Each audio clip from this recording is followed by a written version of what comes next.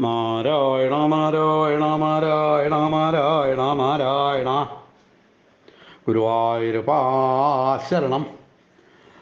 തദസ്വപൂരമായാതോ നിജദേശാധിപോ ഭവൽ ആക്രാന്തസമഹാഭാഗാസ്തസ്തദാ പ്രബലാരിഭീ നിഗമകൽപ്പതരോർഗളിതം ഫലം സുഖമുഖാദമൃതദ്രവസംയുതം പിബത ഭാഗവതം രസമാലയം മുഹുരോ രസികാ ഭൂയി ഭാവുകാ. സർവത്ര ഗോവിന്ദനാമസങ്കീർത്തനം. ഗോവിന്ദ ഗോവിന്ദ. ഓം നമോ ഭഗവതേ വാസുദേവായ. ഓം നമോ ഭഗവതേ വാസുദേവായ. ഓം നമോ ഭഗവതേ വാസുദേവായ. ഗുരുവായൂരപ്പാ ശരണം. ഏകാദശസ്കന്ധം അതാ വിംശതിതമോऽധ്യായ. ശ്രീ ഉദ്ധവ ഉവാച. വിധിശ്ച പ്രതിഷേധശ്ച നിഗമോ ഈശ്വരസ്യ തേ അവക്ഷതേ രവിന്ദാക്ഷ ഗുണം ദോഷം ച കർമ്മണാം വർണ്ണാശ്രമവികൽപ്പം ച പ്രതിലോമാനുലോമജം ദ്രവ്യദേശ വയക്കാലാൻ സ്വർഗം നരകമേവ ച ഗുണദേശാപിതാ ദൃഷ്ടി മന്ദരേണ വജസ്തവ നിശ്രേയസം ഗതം നൃണാം നിഷേധവിധിലക്ഷണം പിതൃദേവ മനുഷ്യാണാം വേദശ്ചാക്ഷുസ്തവേശ്വര ശ്രേയസ്തന്യഫല ദോർദേ സാധ്യാ സാധനയോരപി ഗുണദോഷാപി ഇതാ ദൃഷ്ടിർ നിഗമാപ്തേ നഹി സ്വദാ നിഗമേനാപവാദശ്ച വിയാദ ഇതിഹ ഭ്രമാ. ശ്രീശുക ഉവാച.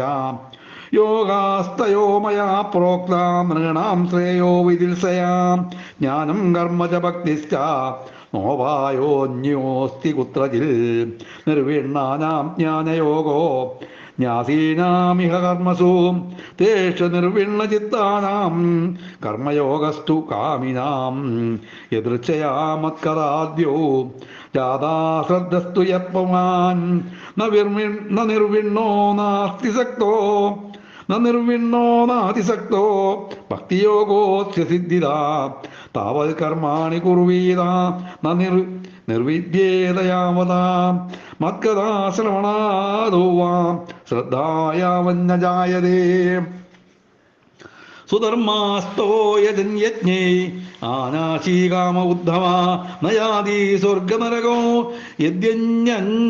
യദ്യന്യന്ന സമാചരേൽ അസ്ലിം ലോകേ വർത്തമാന സുധർമ്മസ്ഥോ ന കർഷുചി ജ്ഞാനം വിശുദ്ധമാപ്നോതി മദ്ഭക്തിം വാ യദൃച്ഛയാ സ്വർഗിണോപ്യേതമിച്ഛന്തി ലോകം നിരയിണസ്തദാ സാധകം ജ്ഞാനഭക്തിഭ്യാം ഉപയം തദസാധനം തദസാധകം നരസ്വർഗതിം കാംക്ഷ്യേ നാരകിം വാ വിചക്ഷണ നേമം ലോകം ച കാംക്ഷ്യേത ദേഹാവേശാൽ പ്രമാദ്യതി ഏതദ് വിദ്വാൻ പുരാമൃത്യോ അപവായ കടേതസാ അപ്രമത്തമിതം ജ്ഞാത്വാമർത്യാപർത്യർത്ഥ സിദ്ധിദം സിദ്ധ്യമാനം യപേരേതേ കൃതനീടം വനസ്പതിം ഗഗസ്വകേതമുത്സൃജ്യ ക്ഷേമം യാദിക്യലംബടാം അഹോരാത്രോ ഹിദ്യമാനം ബുദ്ധ്യായുർഭവവേപതു മുക്തസംഗപരം ബുദ്ധ്വാ നിരീഹ ഉപശാമ്യതി നൃദേഹാമാദ്യം സുലഭം സുദുർലഭം പ്ലവം സുകൽപ്പം ഗുരുകർണധാരം മായാനുകൂലേന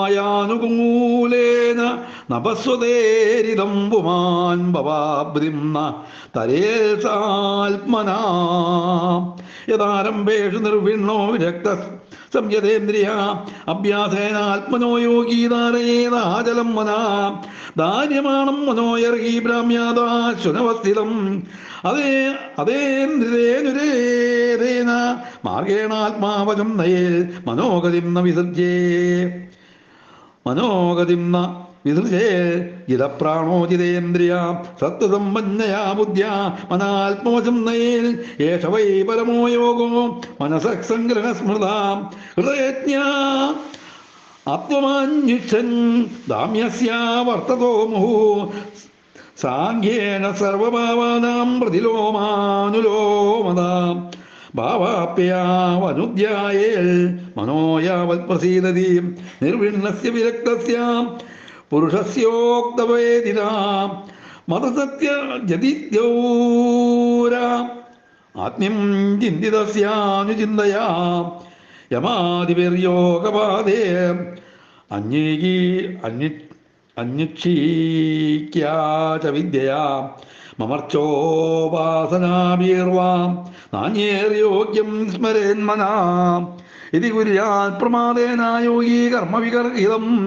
യോഗേനൈവ ദഹേതംഹോ നാന്യത്തത്ര കഥാചന സ്വേ സ്വേധികാരേയാനിഷ്ട സഗുണപരീർത്തിതാം കർമ്മണാം ജാത്യശുദ്ധാനാം ആനേന നിയമകൃത ഗുണദോഷവിധാനേന സംഘാനാം ത്യാജനേച്ഛയാം ജാതശ്രദ്ധോ മത്കഥാസു നിർവിണ്ണ സർവകർമ്മസു വേദദുഃഖാത്മകാൻ കാമാൻ പരിത്യാഗേപ്യനീശ്വരാം തതോപചേതമാം പ്രീതാം ശ്രദ്ധാലുർദൃഢനിശ്ചയാം ജൂഷമാണശ്ച താൻ കാമാൻ ദുഃഖയോ നർക്കാംശ്ച ഗർഹയൻ പ്രോക്തേന ഭക്തിയോഗേന ഭജതോ മാസകൻ മുനേ കാമാ ഹൃദയാ നശ്യന്തി സർവേ മയി ഹൃദി സ്ഥിതേ വിദ്യതേ ഹൃദയഗ്രന്ഥി ഛിദ്യന്തേ സർവസംശയാ ക്ഷീയന്തേ ചാസ്യ കർമാണി മയി ദുഷ്ടേ കില ആത്മനി തസ്മാത് ഭക്തിയുക്തസ്യ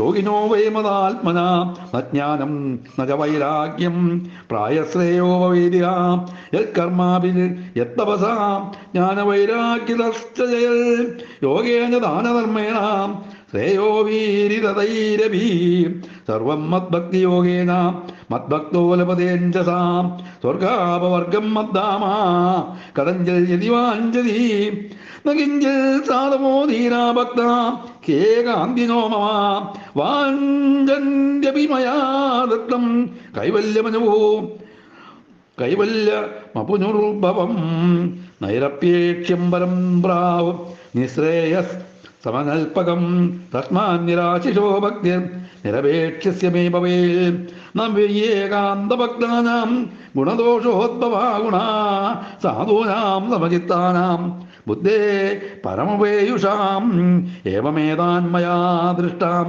അനുതിഷ്ഠന്തി മേ പദാ ക്ഷേമം വിന്ദന്തി മസ്താനം ഇതി ബ്രഹ്മപരം വിദു ഇത് ശ്രീമദ്മഹാഭാഗവതേ മഹാപുരാണേ പാരഹംസ്യാം സംവിധായാം ഏകാദശസ്കന്ധേയം വിംശതിതമോऽധ്യായ സർവത്ര ഗോവിന്ദനാമ സങ്കീർത്തനം ഗോവിന്ദ ഗോവിന്ദ.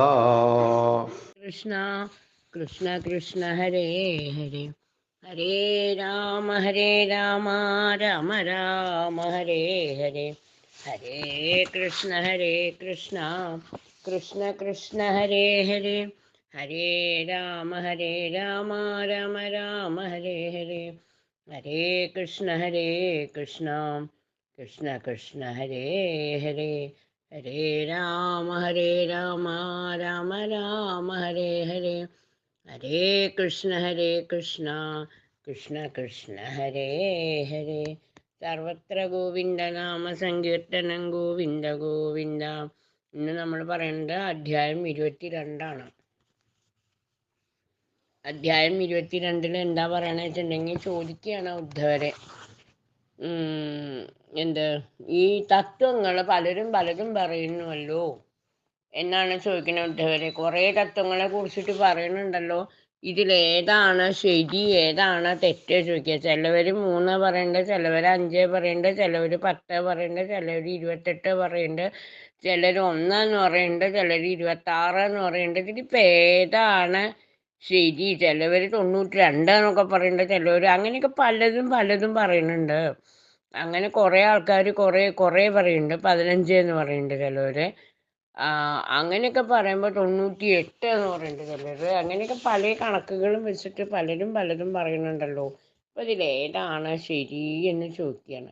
അപ്പോൾ ഭഗവാൻ പറയും ഈ പറഞ്ഞതൊക്കെ ഒരു കണക്കിന് ശരിയാണ്. ഭഗവാൻ പറഞ്ഞത് ഇതൊക്കെ ശരിയാണ്, ഇതൊന്നും തെറ്റല്ല ഉദ്ധവ. ചിലവരെ എല്ലാതും കൂടി ഒരുമിച്ച് പറയുമ്പോൾ ഒന്നെന്ന് പറയും. അതല്ല വിശദമായി വിപുലീകരിച്ച് പറയുമ്പോൾ അത് 10 15 ഒക്കെ ആയിട്ട് മാറി മാറി മാറി വരികയാണ്. അത്രയേ ഉള്ളൂ. ചിലവർ എന്ത് ചെയ്യും, അതിനൊരു ഉദാഹരണമായിട്ടൊക്കെ പറഞ്ഞു കൊടുക്കുന്നുണ്ട്. 5 ഇന്ദ്രിയങ്ങളും 5 ജ്ഞാനേന്ദ്രിയങ്ങൾ 5 കർമ്മേന്ദ്രിയങ്ങൾ എന്നൊക്കെ പറയുന്നതിൻ്റെ തന്മാത്രകൾ എന്നൊക്കെ പറയുന്നതിന് ഒരുമിച്ച് 5 ഇന്ദ്രിയങ്ങളെന്ന് മാത്രം പറയും. അപ്പം എണ്ണം കുറഞ്ഞു. അത് വിശദമായിട്ട് പറയുമ്പോൾ അത് 20 ആയില്ലേ. അത്രയേ ഉള്ളൂ. അതുകൊണ്ട് അങ്ങനെ അതൊന്നും കണക്കാക്കിയിട്ടൊന്നും കാര്യമില്ല. അതൊക്കെ ജ്ഞാനികൾ അവരുടെ യുക്തം മാതിരി അവർ കണ്ടുപിടിച്ച കാര്യങ്ങളെക്കുറിച്ച് വിശദമായിട്ട് പറയണമെന്നേ ഉള്ളൂ. അതൊക്കെ ശരി തന്നെയാണ്, തെറ്റല്ല എന്ന് ഉദ്ധവരോട് പറഞ്ഞു കൊടുക്കുക. എന്നിട്ട് നല്ലൊരു ഉദാഹരണം ഇവിടെ ഉദ്ധവർക്ക് പറഞ്ഞു കൊടുക്കുന്നുണ്ട്.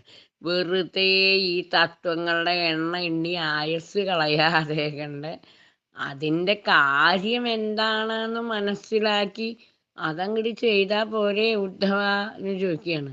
ഒരു നല്ല മാമ്പഴം ഉണ്ടായി നിൽക്കണ നല്ലൊരു മാവിൻ്റെ ചുവട്ടിൽ ചെന്നിരുന്നിട്ട് അതിനെത്ര ഇലകളുണ്ട്, അതിനെത്ര കൊമ്പുകളുണ്ട്, അതിനെത്ര ചില്ലകളുണ്ട് എന്നൊക്കെ എണ്ണി നോക്കാണ്ട് ആ മാമ്പഴം തിന്ന് ആസ്വദിച്ചാൽ പോരെ. എന്തിനാ വെറുതെ ഈ ആവശ്യമില്ലാത്ത കൊമ്പും ചില്ലിയൊക്കെ എണ്ണി തല പുണ്ണാക്കിക്കൊണ്ടിരിക്കണേ?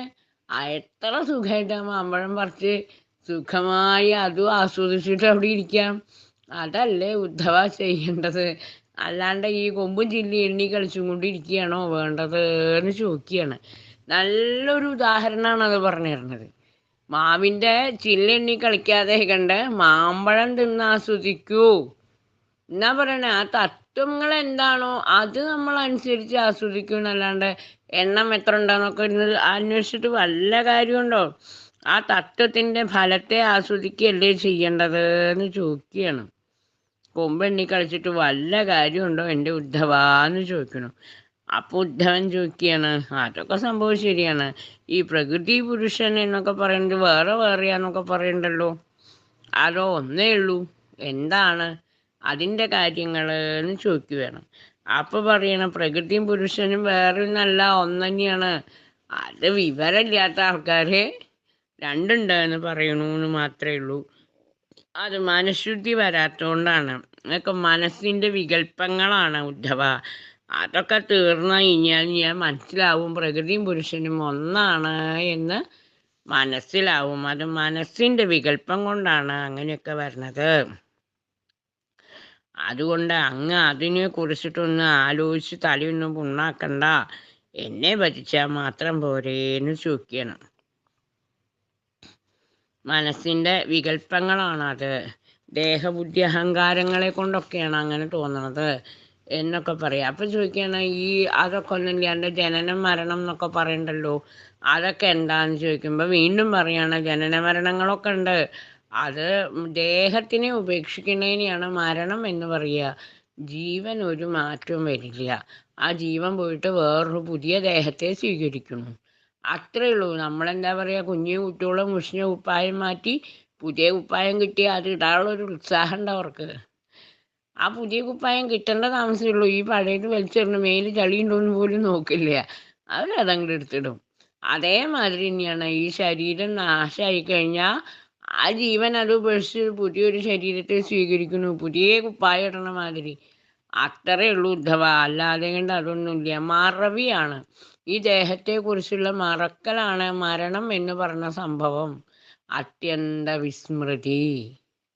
മരണം എന്ന് പറഞ്ഞാൽ ഈ ദേഹത്തിനെയും ഇപ്പോഴത്തെ കാര്യങ്ങളെയും കുറിച്ചുള്ള പൂർണ്ണ വിസ്മൃതിനെയാണ് എന്ത് പറയണേ, മരണം എന്ന് പറയണത്. അത് പോയിട്ട് വീണ്ടും വേറെ എവിടെയെങ്കിലും നല്ലോണം സ്മൃതിയോടുകൂടി ജനിച്ചു വരും, അത്രയേ ഉള്ളൂ. അപ്പോൾ ഈ കാര്യങ്ങളൊക്കെ മറക്കും, ആ കാര്യങ്ങളൊക്കെ ഓർമ്മ വരും എന്നേ ഉള്ളൂ എന്ന് പറയുകയാണ് ഉദ്ധവരോട്.